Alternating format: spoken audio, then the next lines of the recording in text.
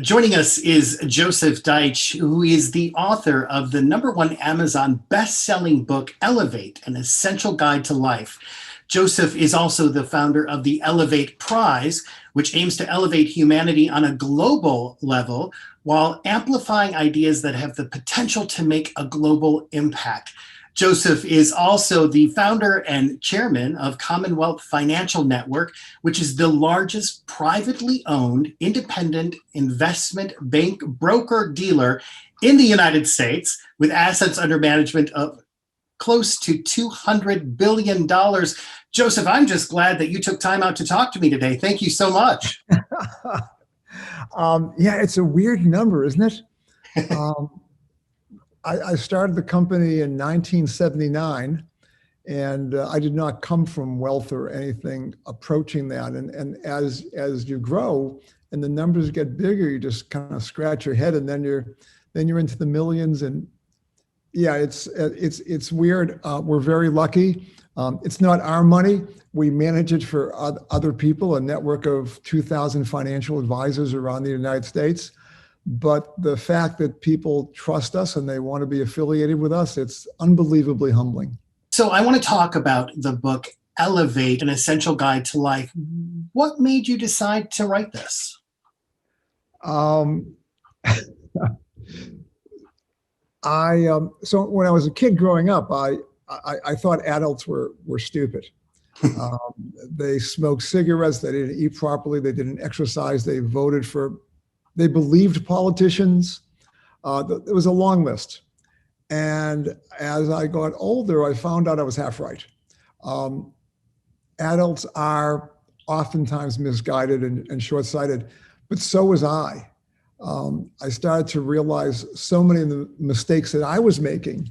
And I realized that I just, like everyone else, I have my biases, my faulty perceptions, my stupid things born of inexperience or just plain ignorance. So it's a long list.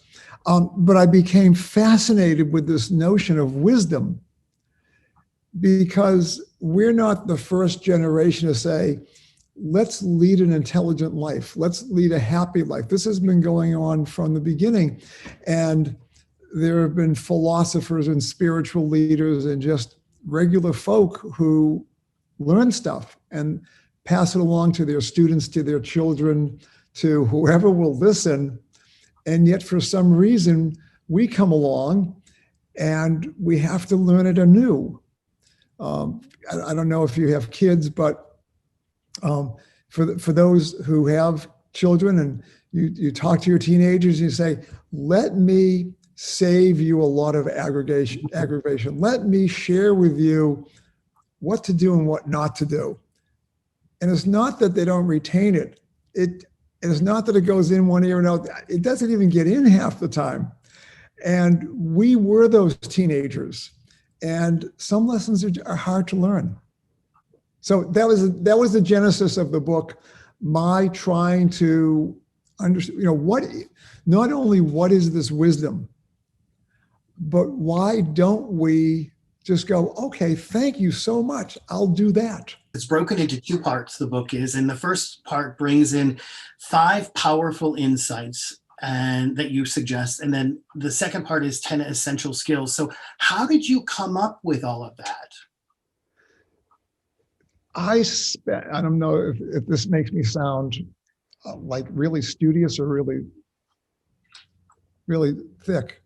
I spent over 20 years on this book, but it was a great journey because I was just learning all this stuff. And every time I learned something, my mind would expand some more. So now you have all this wisdom that has been handed down, from generations or just from thought leaders. And how do you package that? How does it, do you write a book that says, here's 1,000 things you should do? That's not, how do you manage that? How do you remember that? And that took a while. And ultimately, I divided the book into 2 sections, awareness and action. Awareness is just sort of being aware of things, opening our minds, opening our hearts. And then action is like, okay, what do we do? Well, here's a list of 1,000 things. No, I mean, can we chunk it out? And there were 10 skills that I arbitrarily chose. Theoretically, there's an infinite number of skills, but 10 skills that I think are akin to superpowers almost. And that's what those 10 chapters are, those 10 different actions.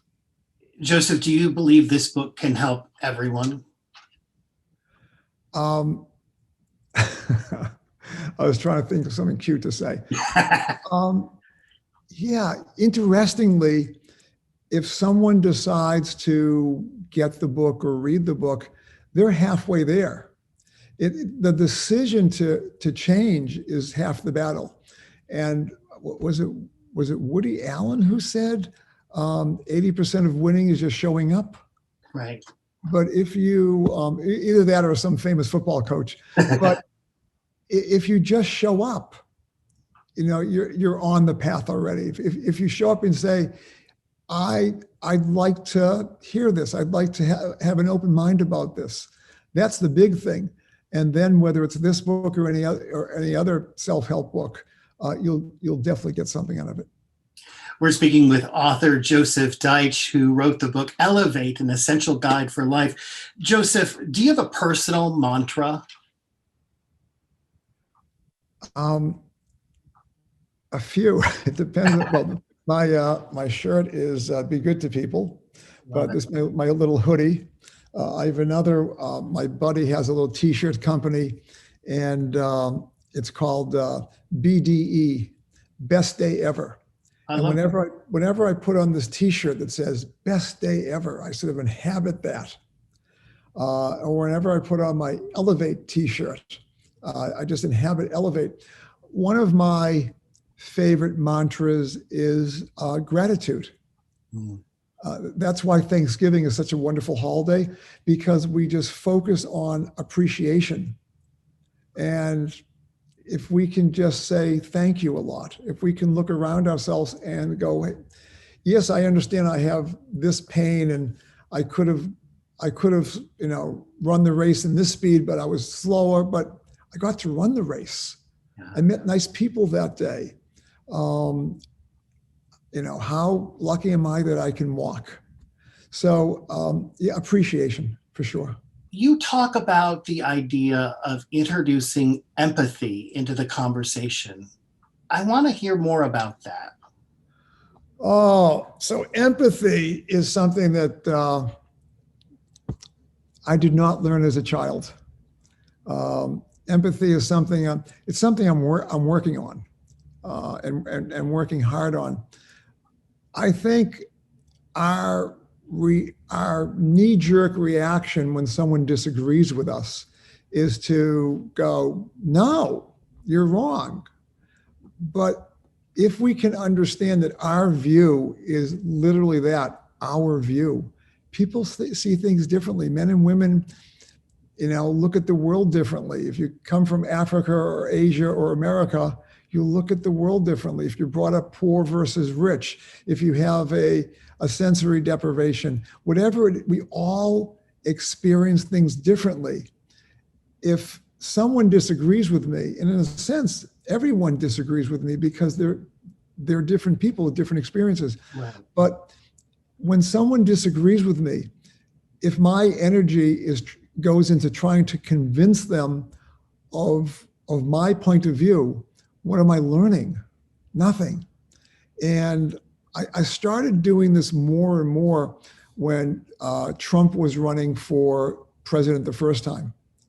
It was he was a very divisive force. Still is. And a lot of my friends felt the obvious answer was this. And other people who were supportive of Trump said, no, we like the guy, and here's why.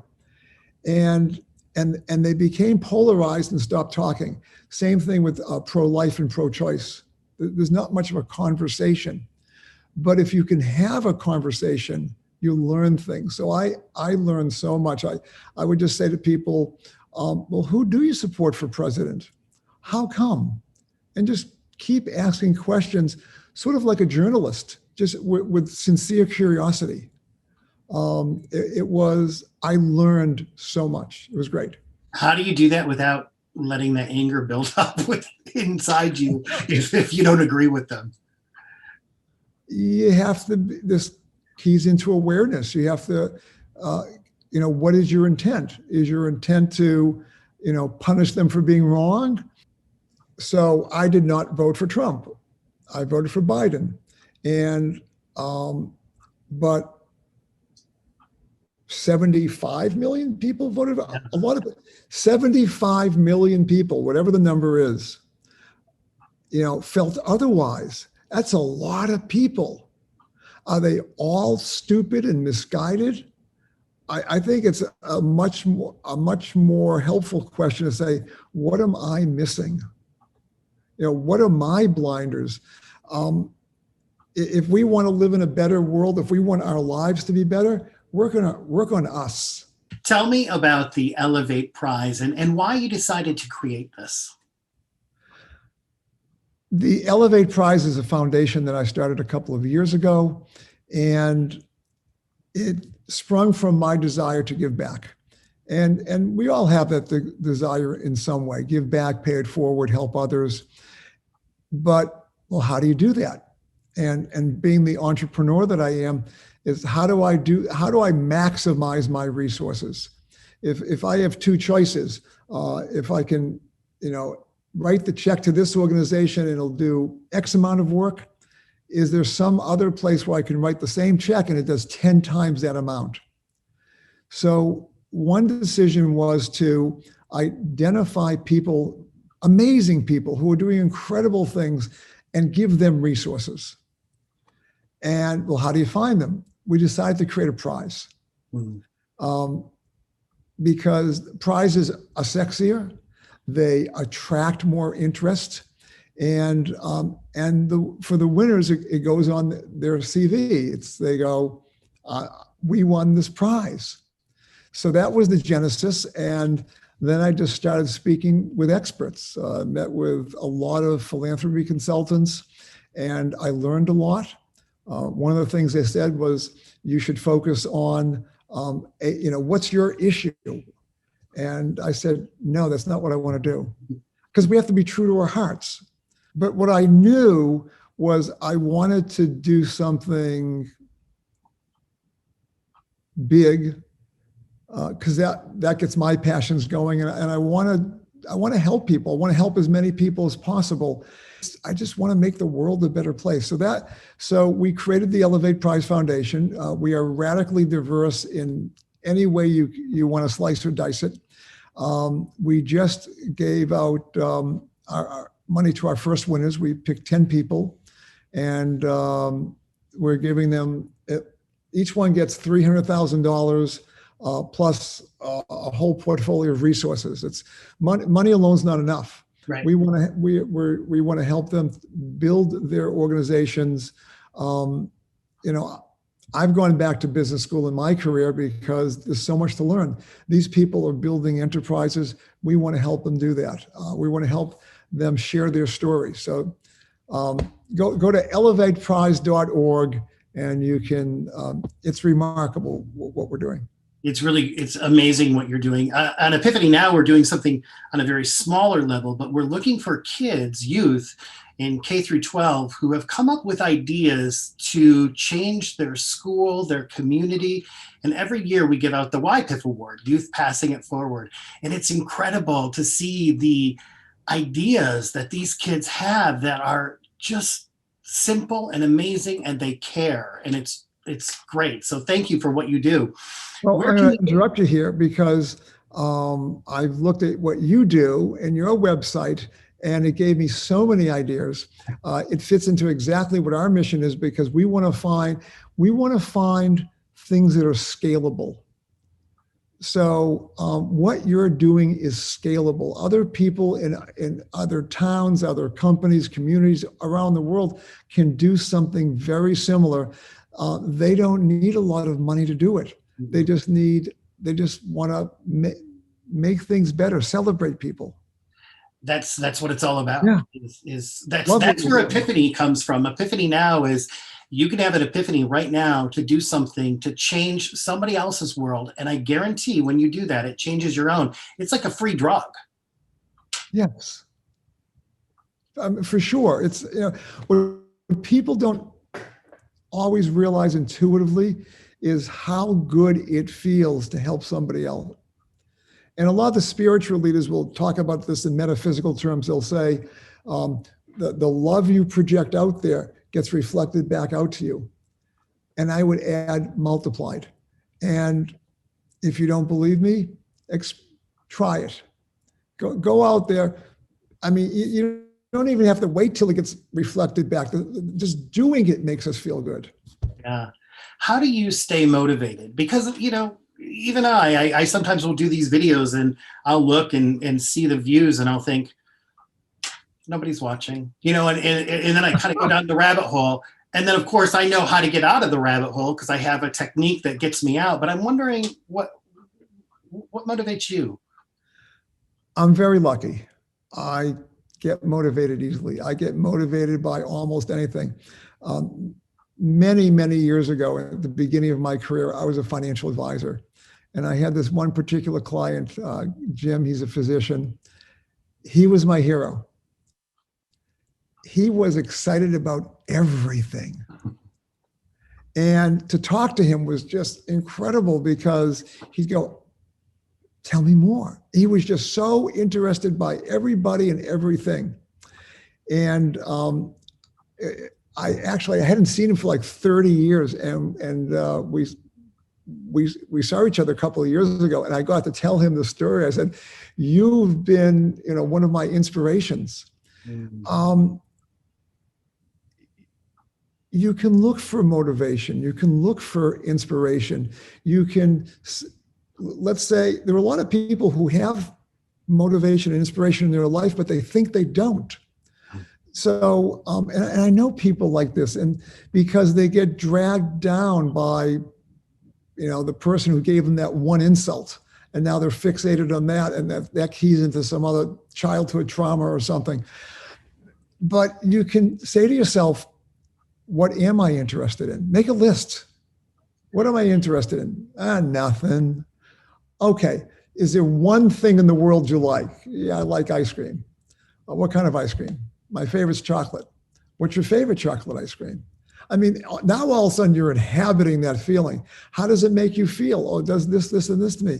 Anything else you like? Well, now that you loosened up, you go, so there's I don't eat fried food. It just doesn't agree with me. Yeah.